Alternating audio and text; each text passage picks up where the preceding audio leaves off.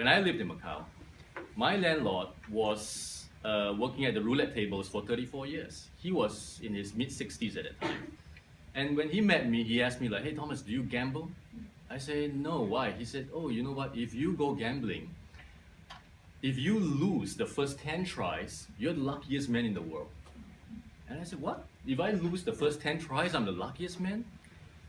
He said, yeah, because then you will stop. Because once you start winning, you get the taste of winning, you will always think that you can get that taste back. And you're chasing that high of winning. Because greed is in the human nature. So that was his point.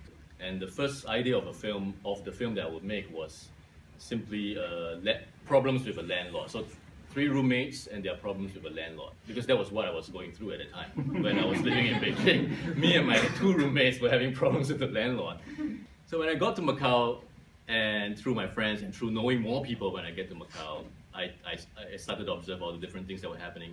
And I decided to make a new story. The biggest thing that interested me at the time was, like I said, like how the mainland Chinese people were coming to Macau to gamble, and then the casinos were giving the Macau residents a wealthier life. In this film, I felt that the way I tried to edit it was to represent the way a roulette worked. So it's like you keep spiraling in that same circular motion that you come back to this thing again. That's the way gambling works as well. Once you're in, you can never get out, because then you're hooked or you're addicted and the outcome will not be good.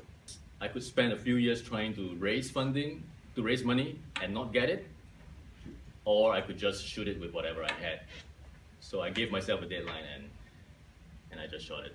Otherwise I cannot move on, and I might lose momentum, lose hope, and I think that's worse. I remember like the first time it screened in Japan, the first commercial screening was in Tokyo. And in the same cinema, Batman and Spider-Man were screening at the same time.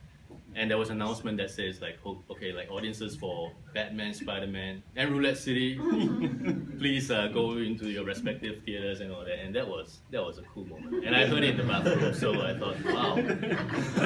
A film made by an American, set in America, would face a lot of competition, especially to get a high-profile release.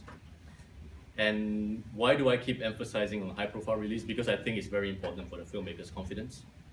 All my efforts would be targeted to make my next film, to give my next film the best chance for a release in the cinema. I would like every production that I make to benefit everyone who's in the production, to give them something to talk about or a stronger portfolio after they have made the project. And I think that's the best way to reward them if the money is not enough, which it's always never enough. Fantastic, and Thomas has done such a fantastic job to stand up here and answer all your questions for over an hour. So let's give him a round of applause. Thank you.